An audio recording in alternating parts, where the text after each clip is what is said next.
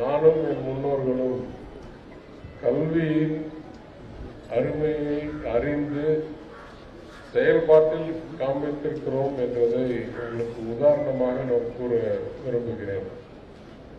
என் தாத்தா 1892 பிறந்தவர். பெரிய சொத்துள்ள பெரிய நிலமுள்ள ஒரு குடும்பத்தில் பிறந்தவர்.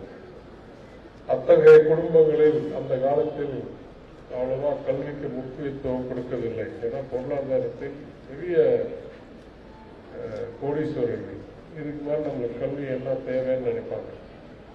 ஆனா எங்க தாத்தா அந்த காலத்தில் அந்த பொருளாதார ஒரு நல்ல சூழ்நிலையை பயன்படுத்தி அவருடைய குடும்பத்தினால் இங்கிலாந்துக்கு அனுப்பப்பட்டு அங்கே பள்ளி, அப்புறம் பல்கலைக்கழகம், அப்புறம் வழக்கறிஞர் படிப்பு எல்லாம் இங்கிலாந்து முடித்துவிட்டு இங்கே திரும்பிய பிறகு தொழில் செய்யாமல் மக்கள் பணிக்கு வருகிறேன் என்ற அடிப்படையில் தான் மக்கள் பணிக்கு வந்தார். தேவைக்காக வரவில்லை.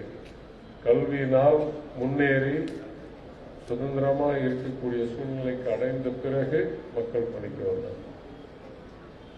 அதே போல் என் தந்தை சிறந்த வழக்கறிஞராக இருந்து பல ஆண்டுகள் அந்த தொழிலை பல இளைஞர்கள் ஜூனியர்ஸோடு வைத்து இளைய வழக்கறிஞர்களை வைத்து நிறுவனத்தை நடத்தி சிறப்பாக முன்னேறின பிறகு அதை கைவிட்டு விட்டு மக்கள் பணிக்கு வந்தார்.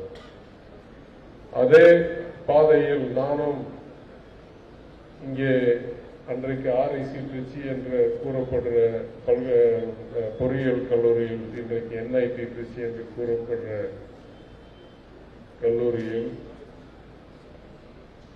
பிடெக் ஆனர்ஸ் கெமிக்கல் இன்ஜினியரிங் என்ற பட்டம் வாங்கி அதற்கு பிறகு அமெரிக்கா சென்று அங்கே 3 பட்டங்கள் MS operation research, PhD cognitive psychology, MBA finance என்று பல துறைகளில் பட்டம் வாங்கி கல்வி பெற்று அந்த அடிப்படையில் பெரிய பெரிய கார்ப்பரேட் நிறுவனங்களில் பொறுப்பில் இருந்து முந்தைய ஒரு மிக சிறந்த பொறுப்புக்கு வந்து சீனியர் மேனேஜிங் டைரக்டர் என்ற அளவுக்கு வந்து தனிப்பட்ட உழைப்பினால் கல்வியினால் கோடீஸ்வரன் ஆன பிறகுதான் என் அப்பா சொத்து ₹1 தேவைப்படாத அளவுக்கு கோடீஸ்வரன் ஆன பிறகுதான் நான் திருப்பி இந்தியாவுக்கு திரும்பி இங்கே பொதுவாக வந்திருக்கிறேன்.